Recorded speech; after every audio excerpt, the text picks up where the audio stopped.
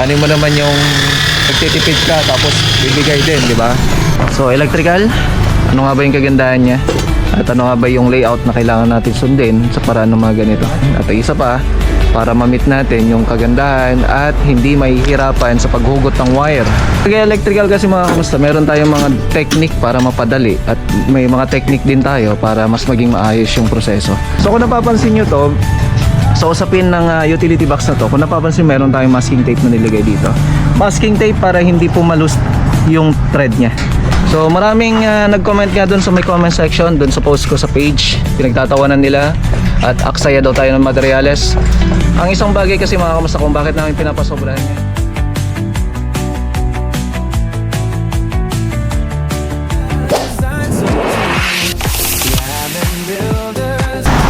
Dito tayo sa Bagabag project. Ito pa lang natin to. Ini, holding machine. So ito yung binigay sa atin ng si Koki. Salamat sa Rikoki. Si Koki. Rikoki. Joke lang. Minsan natatawa talaga ako. Minsan may mga portion talaga na nagkakamali ako pag sasalita ako. Lahat naman tayo ganun. So panibagong araw tayo ngayon dito. May nagadumalin niya na. Baka naman ako yung isa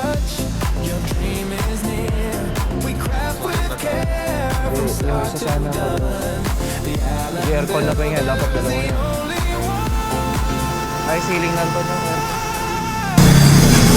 So, pinapayos na kasi natin electrical. Ito naman yung para sa TV console. Ito para sa wifi na yan. So, inabangan namin to para sa TV console din yan. So lintel beam na lang yung ginagawa namin dito. So napapanood nyo yung mga videos natin dati, meron yung existing ayan, asintada. Pero pinatanggal ko kasi walang lintel beam. So halos lahat yan, puro biga na yan, no? Magkakapatong. Ayan yung isang ginagawa natin. Ayan, nabagbag. Naputan. May nag-comment nga, dapat daw in-adjust na namin yung column. Eh hindi po sa lahat ng pagkakataon pwede mo i-adjust ang column. So hindi mo naman pwedeng sabihin na naka-flat sa labas, naka-flat din sa loob. So may laki tayo ng column na sinusunod. So eto na, ang taas ng tambak niya. Napapansin niyo ang taas, no? So ito na yung height niya. Napakataas. So flooring na lang katapat na ito pagkatapos lang nung palitada. Papalitada muna tayo bago yun. So ito na may exit niya palabas. Ito yung isang room, ganun din, oh. Nakuha na rin. Nice. So mga switches natin meron na rin.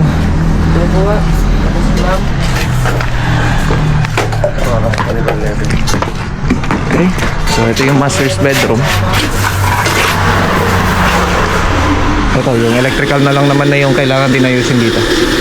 So yan na yung sa may CR na. Luwang, no? So lahat ng CR sa akin, pagka sa akin ang layout, no, binibigyan ko talaga ng enough space para sa CR. So maraming kadahilanan at hindi pwedeng sabihin na kasya naman ako dyan tapos sasabihin natin na pwede na yan. Yan yung isang bagay na hindi ko pinapayagan. So ito yung walk-in closet nya, saktong walk-in closet lang yan. Ayan, so may part na yan, katapat lang na ito. Kasi ito yung headboard. So dito na yung wardrobe ni madam. Okay, so abangan nyo to. Lalagyan na lang ng biga doon, lintel beam niya para maghawak. Panibago na naman ito yung biga niya doon sa taas. Kaya nga sa mga nagsasabi na magastos tayo sa materyales, ano mo naman yung nagtitipid ka tapos bibigay din, di ba? So siguraduhin mo na matibay yung ginagawa mo. Yun lang yun. Para wala kang pinagsisisihan sa bandang huli na tinatawag natin. So ito switch naman to para dito. So nakaabang na yan. Sabi ko maglagay na lang ng flexible lock dito kasi mahirap na event pag ganyan kadikit. Usaping electrical tayo. Kung napanood nyo yung mga last videos ko o kaya umpisa ng mga videos ko noong YouTube pa lang ako, tayo nung nag-YouTube tayo. Pala, pa-subscribe na rin. Ilan na lang ang kailangan natin sa subscriber natin para ma-meet na natin ang 100k followers. Yan. Congrats sa ating lahat at abangan ninyo. Pag nakuha natin yung 100k followers na yan, subscriber, papamigay na natin yung cellphone na pinopost ko sa page natin. So, para sa inyo yan. Kung talaga para sa inyo, yan yung will ni God. So, share lang ng share, comment lang ng comment, and syempre, huwag kalimutan mag-subscribe. Okay? So, usaping electrical tayo. Si Foreman, no? Kasunod lang natin. So, electrical, ano nga ba yung kagandahan niya? At ano nga ba yung layout na kailangan natin sundin sa paraan ng mga ganito? So, layout para sa electrical, kailangan materials natin syempre. So, gagamit tayo dito ng PVC, which is yan po yung naka-include dun sa may quotation natin. At isa pa, para ma-meet natin yung kagandahan at hindi mahihirapan sa paghugot ng wire. Lalo na kapag gusto nyo talaga na quality talaga yung paglalagay natin, mas madaling magpalit. At sabihin na natin na kapag nagwa-wirings kasi tayo, mas madaling magsuksok ng mga wire. So, industrial, commercial, o kaya naman sabihin na natin na kahit saan possible kung maaari ganito yung gagamitin natin. PVC pipe para sa outlet. Ayan, 1/2 yung sukat natin dyan. Switches, 1/2 din. So, ginagamit ko ang 3/4 kapag ka yung sa may LAN cable, CCTV, o kaya naman sa ating main line. So depende yan kung anong gagamitin natin sa main line. Kasi kung malaki naman yan, syempre malaking pipe din. So yun yung mga kailangan nating sukat. Meron tayong 1/1/2, 1 inch, o saan yan pa yung usually na ginagamit natin. Okay? Pag electrical kasi mga kamusta, meron tayong mga technique para mapadali at may mga technique din tayo para mas maging maayos yung proseso. So kung napapansin nyo dito, sa pagli-layout, gamit din tayo dito ng utility box para dun sa switches and outlet natin. So meron tayong dalawang uri nito, metal na utility box at meron tayong plastic. So gamit ka ng plastic kung maganda yung uri. Poly, recommended dyan. Omni, recommended po yun. So yun yung mga brand ng mga utility box na maganda. So yung brand din na ito, Neltex o kaya Poly, Moldex, yung mga yun, magandang uri po yun ng mga PVC pipe. Ganon din naman yung sa may utility box, no?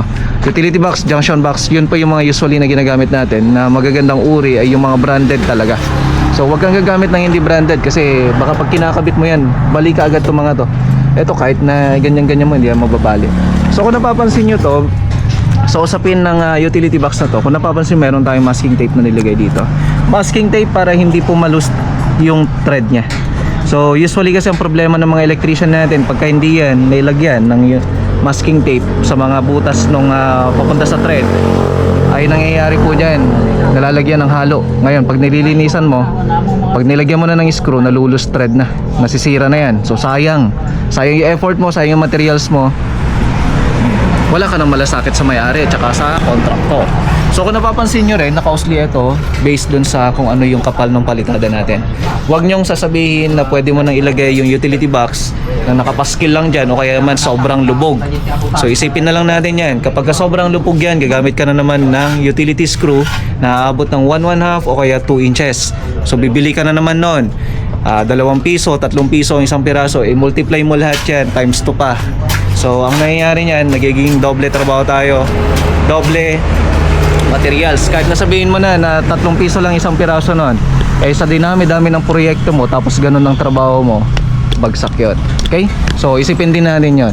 Ngayon, kailangan din natin na dapat magkakalibel po yan. Kung napapansin nyo mataas yan, ito po ay abang namin para dun sa ating TV console. So nakaabang na po kaagad yung para sa TV console natin. So kailangan natin ng enough height. So 90 cm from the finished flooring. Ngayon, yung 90 cm na yun, mga kamusta, kinukuha natin yon from finished flooring para yung middle neto, yun po natin kukunin. Okay? So ngayon, dito naman sa switches tayo, bago tayo pupunta sa mga outlets. Sa switches naman, mga kamusta, ito ay nasa 150 cm from the middle ng utility box. At syempre dun sa may finished flooring natin. Pero usually sa atin kasi, dahil Pinoy tayo, eh yung height natin hindi naman po kataasan o kaya katangkaran. Ang kino-consider ko po yan 140. Possible na po yun at okay na po yun mga kamusta, no? So pasok na po yun. So yung 150 cm na yon ay naka middle dyan o kaya 140 cm. So ayos na po yan. So pagdating naman sa outlet natin, ito yung outlet natin. Ayan o. So yung mga outlet natin 30 cm from the middle. At syempre yung finish flooring nung ating building na ginagawa. Dahil ito ay renovation, kung napapansin nyo may mga part na napalitadahan.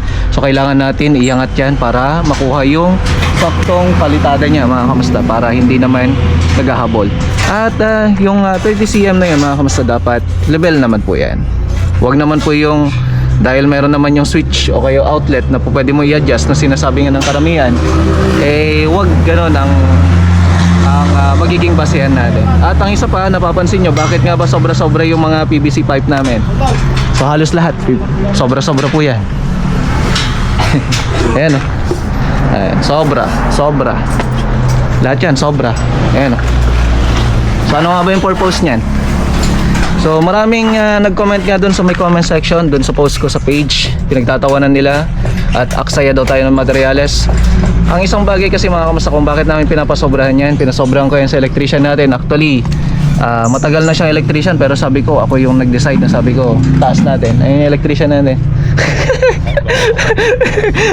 Ang nilalagay niya dyan, masking tape. So sabi ko, hindi naman natin magiging kawalan yung maliit na bagay na ganyan. Kahit sabihin mo na 100 pieces na utility box na ganito, lalagyan mo ng sobra na ganito, hindi ka makakakonsumo ng isang pirasong PVC pipe, no? So isipin natin yan, ilang cm lang to. So ngayon, ang purpose kasi yan kung bakit sobra to mga kamusta, ay to make sure na hindi mapapasokan ng buhangin at hindi mapapasokan ng tubig. So kung sasaluhin ng tubig dito, o kaya naman pumapasok dito yung tubig, so hindi yan papasok. So ang paraan na lang yan, gagamit lang tayo ng eto, alambre lang Brad, alambre. Yan. So pakita natin, sampulan natin tong isa. Ayokong kumuha ng videographer ko, baka sabihin nila na ako hindi ako kasi videographer natin nandun. Gagamit ka lang ng ayan, alambre. Ayan. Okay. So itong alambre na to, tingnan natin na malapitan para kitang kita. Siya, malikot na yung camera natin at wala tayong videographer. So yung alambre na to, yan ang tatanggal niyan. Ayan. So syempre dapat naka-gloves ka para hindi ma-disgrasya yung kamay mo.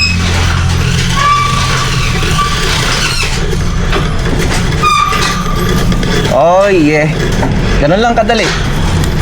So kung titingnan natin to, pwede ko isagad, pero sinagad na natin, no?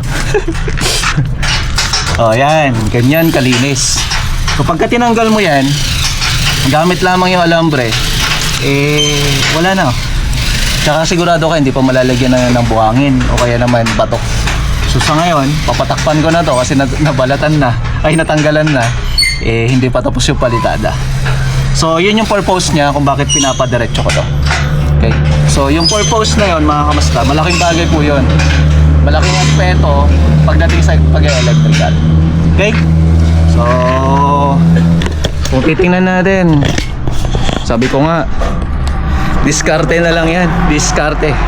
Yung diskarte na yun, napakalaking bagay po yan para sa atin. Yos. So sa ngayon, ayan, sa biga naman tayo. Kung napapansin nyo yung mga biga na yan, may mga nakaabang na kaagad. Although ito ay full renovation, sinisigurado ko na maayos yung takbo ng mga electrical natin. So isang bagay kasi yan, kahit na anong uri na nang gamitin mo ng wire dito, basta siguraduhin mo na magandang uri din, napaka-ayos ng pamamaraan. Okay? At mga susunod na araw, by next week, pwede na rin kami mag-roofing dito sa trusses nya.